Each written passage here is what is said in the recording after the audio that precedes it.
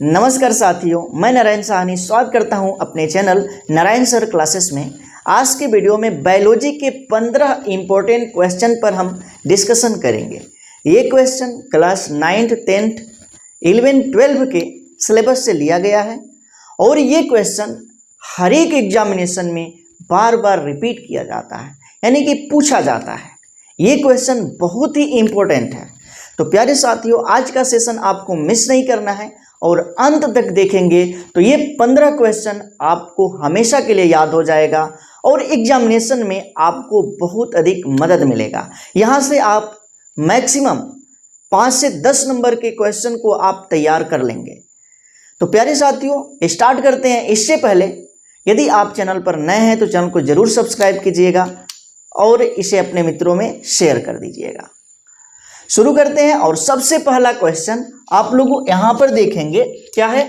रात्रि के समय नागफनी के पौधे में कौन सा अम्ल बनता है। प्यारे साथियों, नागफनी का पौधा सभी लोगों ने सुना होगा। नागफनी के पौधे में रात्रि के समय एक अम्ल बनता है, उस अम्ल का नाम बताना है। कौन सा अम्ल बनता है रात्रि के समय नागफनी के पौधों में। तो प्यारे साथियों, यहां पे जो आंसर हो जाएगा उसका नाम है उस अम्ल का मैलिक अम्ल। मैलिक अम्ल। तो रात्रि के समय नागफनी के पौधों में कौन सा अम्ल बनता है? मैलिक अम्ल बनता है। दूसरा क्वेश्चन है IUCN का पूरा नाम लिखिए। IUCN का पूरा नाम लिखिए। भाई, जैव विविधता से रिलेटेड ये टॉपिक है और ये भी बहुत ही इंपॉर्टेंट टॉपिक है और इसका पूरा नाम आपको बताना है।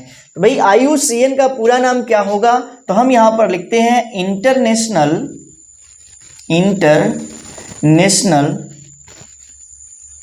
Union for conservation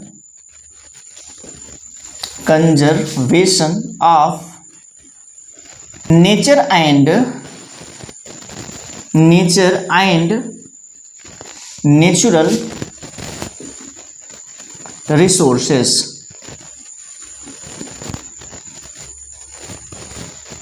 natural resources.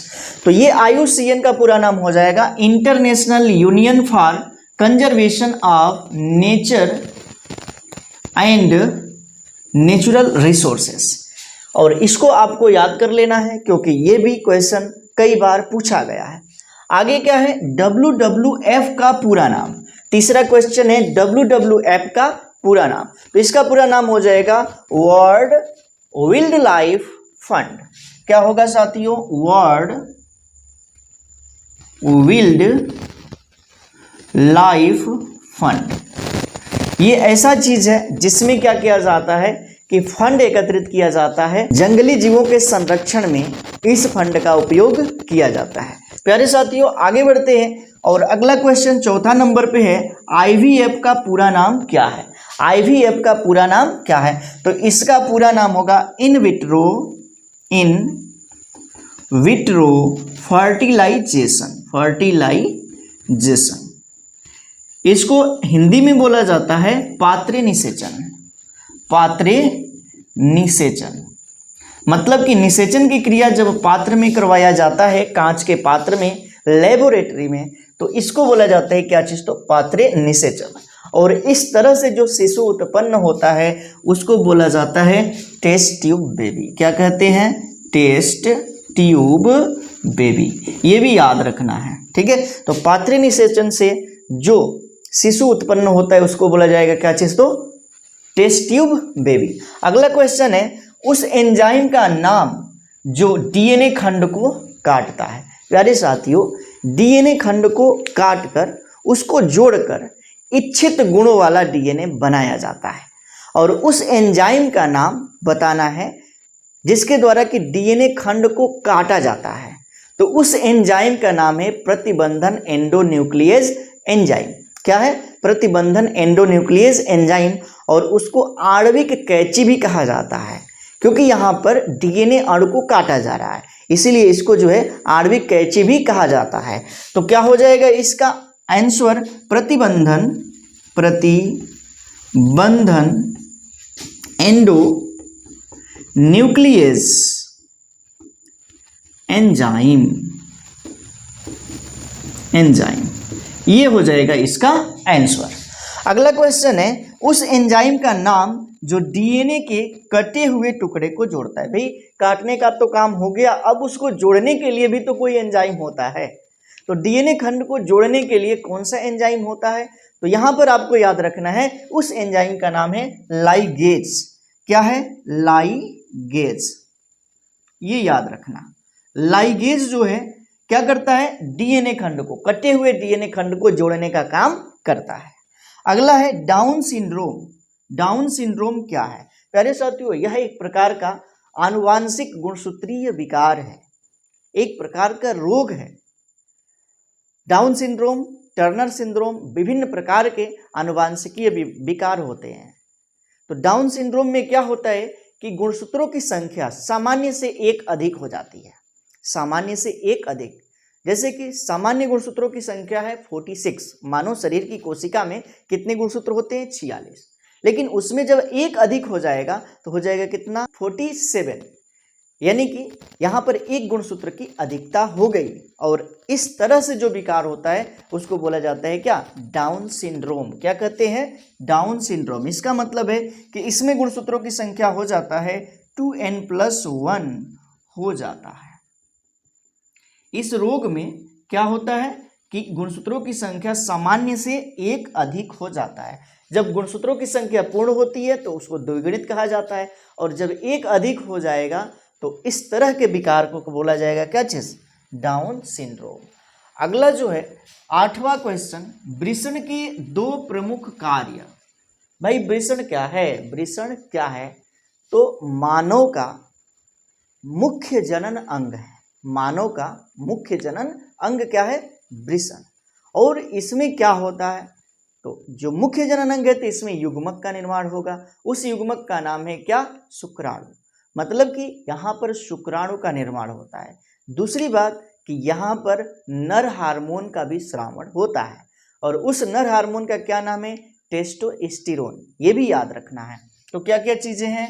सबसे पहली चीज क्या हो जाएगा?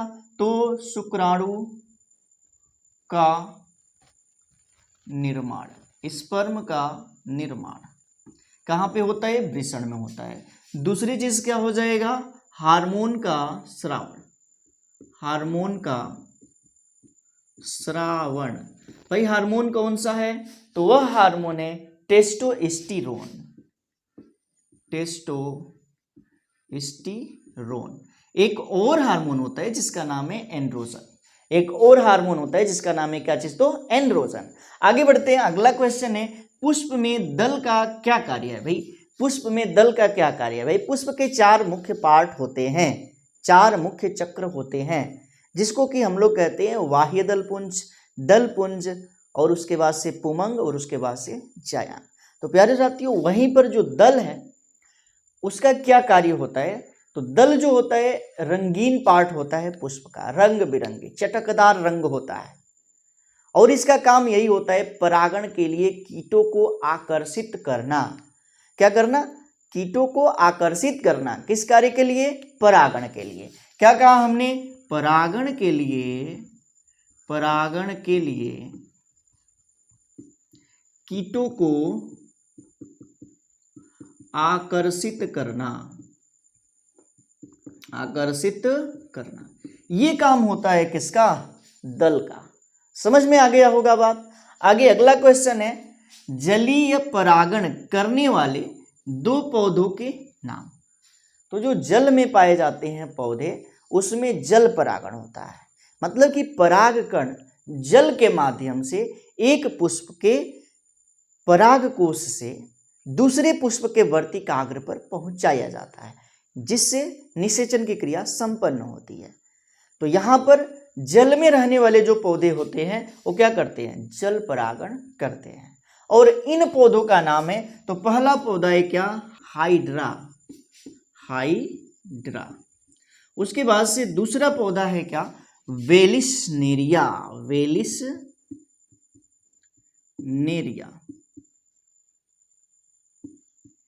आगे 11वां क्वेश्चन है, सिरके के उत्पादन में किस जीवाणु का उपयोग किया जाता है? भाई सिरका।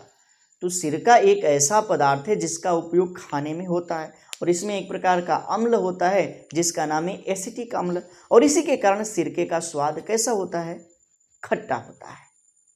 और इस सिरके को बनाने के लिए एक बैक्टीरिया काम में लाया जाता है और उस बैक्टीरिया का नाम बताना है, क्योंकि हमारा क्वेश्चन यही कर रहा है। तो प्यारे साथियों, इस बैक्टीरिया का नाम है एसिटोबैक्टर एसिटी। क्या नाम है? एसिटोबैक्टर एसिटी। ये बैक्टीरिया है जो क्या करता है? सिरके के उत्पादन में काम आता है। आगे बढ़ते हैं। 12वां क्वेश्चन है, 2 प्रतिजैविकों के नाम लिखिए। भाई प्रतिजैविक क्या है? तो यहां पर 2 प्रतिजैविकों के नाम लिखना है। एक है पेनिसिलिन, पेनिसिलिन, और दूसरा है क्या चीज? तो स्ट्रेप्टोमाइसिन, स्ट्रेप्टोमाइसिन।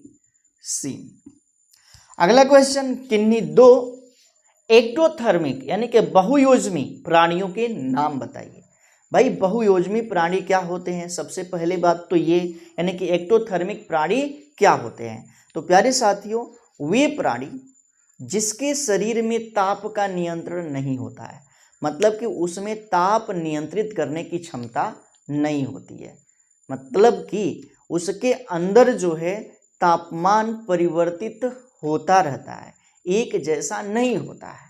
तो प्यारे साथियों, इसको बोला जाता है एक्टोथर्मिक यानी कि बहुयोजमी प्राणी।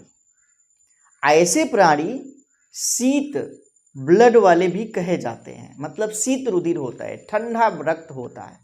बहुत सारे प्राणियों का नाम बता देंगे, जैसे कि सर्प है, मेढक, छिपकली, कछुआ, ये सभी प्राणी क्या होते हैं? एक्टोथर्मिक। तो यहाँ पे पूछ रहा है कि 2 का नाम बताना, तो भाई छिपकली और मेढक। सर्प भी हो जाएगा, कछुआ भी हो जाएगा। बहुत सारे ऐसे जीव हैं जो कि शीत ब्लड वाले होते हैं, मतलब कि ठंडे रक्त वाले होते हैं। तो यहां पर 2 का नाम लिख देते हैं। क्या है? छिपकली, छिपकली, सर्प यानी कि सरीसृप, मेढक, बहुत सारे ऐसे जीव हैं। आगे 14वें नंबर पे क्वेश्चन है, आनुवंशिकता के जनक कौन है? आनुवंशिकता के जनक कौन है? भाई आनुवंशिकता क्या है? तो यहाँ पर मानव का बच्चा मानव ही होता है, शेर का बच्चा शेर ही होता है, बकरी का बच्चा बकरी ही होता है, भाई कुत्ते का बच्चा कुत्ता ही होता है। क्या कोई दूसरी जाति हो जाती है? कुत्ते से कोई दूसरी जाति उत्पन्न हो जाती है? नहीं, कुत्ते का ही निर्माण होता है। और मानव से क्या दूसरी जाति बन जाता है? नहीं, मानव से मानव के ही शिशु का जन्म होता है। इसका मतलब है कि एक जाति के जीवों के जो लक्षण है उसके शिशुओं में जाते हैं, मतलब जनकों के लक्षण उसके शिशुओं में जाते हैं। इसी को आनुवंशिकता कहा जाता है। और इसका खोज किया था ग्रेगर जान मेंडल ने।